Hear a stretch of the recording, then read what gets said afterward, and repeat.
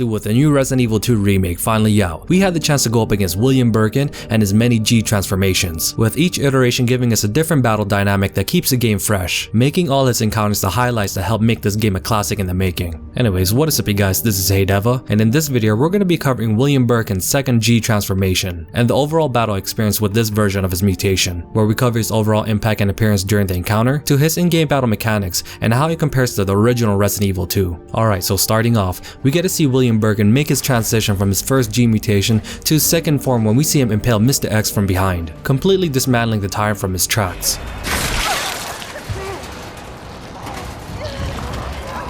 But it was during this time that we see William in massive pain, and then we see his new G mutated head appear from his body.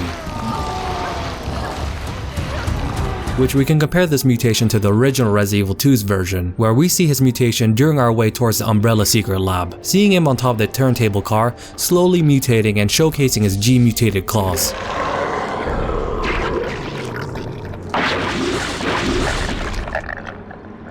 But this overall mutation and encounter happens completely different from each version, where we see this mutation happen in the new remake during Mr. X's pursuit of Claire and Sherry Birkin as they try to make their way towards the sewer. But in the original RE2, we see this overall encounter and mutation after leaving the sewer area, and Mr. X wasn't present at this point of the encounter. Overall, William Birkin's appearance in his second G transformation looks absolutely amazing in this new remake, still highlighting the aspect of his mutation where his original human head is being replaced by a G mutated one. Also, the great attention to detail showcasing the growing arms on his abdomen made him look grotesque as ever. The developers from Capcom really are doing a great job of presenting these monsters using the new RE engine, taking full advantage of today's technology to bring these monsters to life. Anyway, so after we saw the sequence of William Birkin mutating into his second G form in this new RE2 remake, we again see him at the sewer area, but this time, he surprises us players when he attacks us from above, slashing away at the roof to damage our protagonist, which is a direct reference to his encounter during the cable car portion from the original Resident Evil 2, where he would slash away from above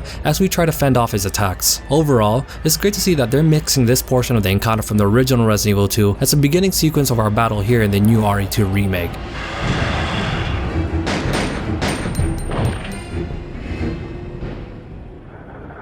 So moving into our encounter in this new remake, we the players had to avoid William's attacks from above by running in a circular motion. Just be careful of the flames though, because this would slow us down and may even cause our characters to die. But anyways, after several slash attempts at our protagonist, we then see him make his entrance from one of the doors, breaking it down, clearly emphasizing his brute strength.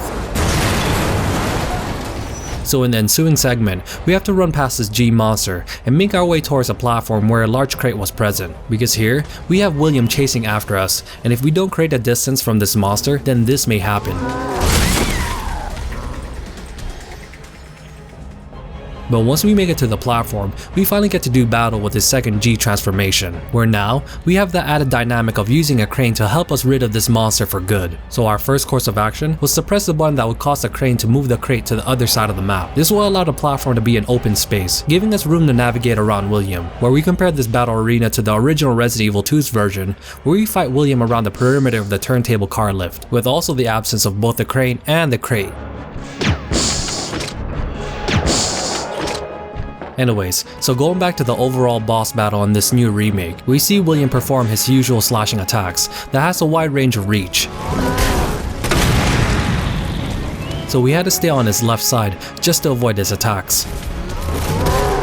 Also, he's able to lunge at us from a fair distance, covering the ground that we made during the battle. So we had to be cautious of not just standing idly by from afar, shooting at him from that range. Also, after making his attacks, we have the opportunity to go right behind him and attack one of his G mutated eyeball, because if we do, this will cause William to be incapacitated for a short while, giving us a chance to use the crane to push him off the platform. Have I got a surprise for you? But one has to be careful of not being in the crate's way during its operation, because if we're in the line of sight of this crate during its motion, we may end up like this.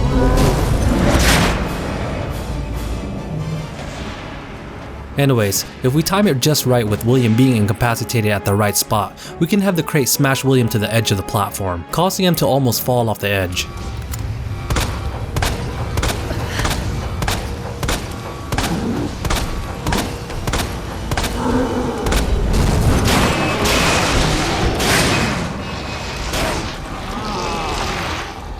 But in this battle encounter, it would actually take a couple of hits from the crane that would cause William to fall over the edge, because with the initial swing of the crane, we see William push back and overpower our machine. This will cause us to repeat the segment of operating the crane away from the platform, and doing the strategy that would cause William to be stunned again at the right time, so that we can operate the crane once again.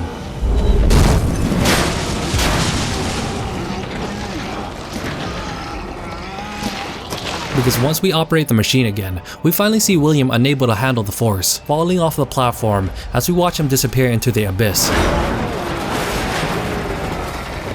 Also, on a quick side note, we have to make sure to have one of the disposable weapons, so we can escape William when he grabs a hold of our characters, because if we run out of these items, it's pretty much game over.